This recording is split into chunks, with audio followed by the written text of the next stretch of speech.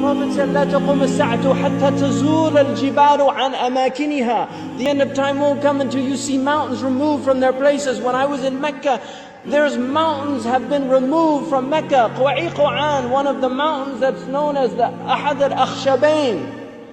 When the angels came to the Prophet ﷺ and they asked him if he wanted to see the mountains that they would يطبقهما على قريش. One of them was Abi Qubays and the other was Quwaiquan. Quwaiquan has been removed. It's gone. It's no longer there. The mountain is gone. A mountain that the Prophet ﷺ walked in its shade. A mountain that the Prophet ﷺ probably climbed as a boy. This mountain is now removed. Then the Prophet ﷺ said, لا تقوم الساعة حتى تزول الجبال عن أماكنها. These are signs for people to reflect. The Prophet said, I was on the Arabian Peninsula with my family, walking on the beach, and I came upon people in a public beach having sexual intercourse. In a public beach on the Arabian Peninsula. I'm not making this up. This is the level of fasad that is happening on our planet. The Prophet ﷺ said, لا تقوم الساعة حتى يتحارج الناس تحارج الحمير. That the end of time won't come until people are like animals openly. He said, sallallahu alayhi wasallam, that one of the signs of the end of time is civilized people would walk with their thighs exposed in the marketplaces. بادية الأفخاذ في الأسواق. People, pens, he said, would be everywhere. He said that people, out of their love of the world, you would get two-income families. That people would be two-income families. That he said a woman will out حرصا على الدنيا تعين زوجها على التجارة. Out of love for this world, she'll work like her husband to earn livelihood, neglecting the children.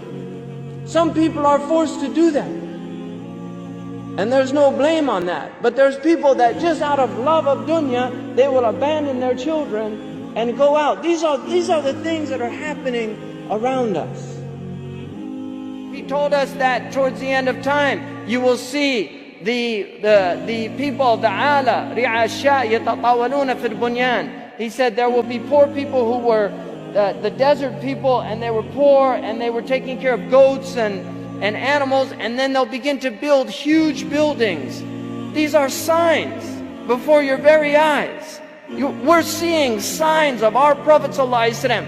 He told us that you will see the buildings of Mecca reach the mountaintops. The buildings of Mecca will reach the mountaintops. And this is happening in our lifetime. When I first went to Mecca, there were no buildings even close to the tops of the mountains of Mecca. And now it's filled with buildings that are beginning to reach the mountaintops. I was on one of the tallest mountains in Mecca, and you can see the clock tower now surpasses the mountains. The Prophet ﷺ said in a hadith, he said, إِذَا رَأَيْتُمْ مَكَّةَ بُعِجَتْ كَظَائِمًا. If you see Mecca, if you see its mountains with holes pierced through them, this is what it means.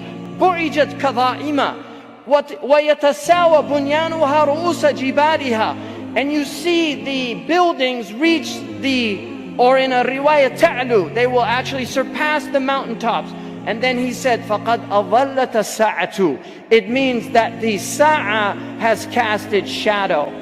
Imam As-Suyuti says in this, هِيَ عِبَارَةٌ عَنْ دُنُوَّ السَّاعَةِ. It means that the hour is near, it's coming close. But if you took that literally, and in hadith tradition, in the usuli tradition, asrul kalam al-haqiqa, that if the Prophet says something, you should always interpret it literally, unless there's a reason to go to a metaphorical interpretation. Now we have the clock tower casting a shadow over the Kaaba. So the clock tower, what do they call it in Saudi Arabia? As-Sa'a. لَقَدْ أَظَلَّتَ السَّاعَةُ. You could take it literally, the clock has cast its shadow over the Kaaba.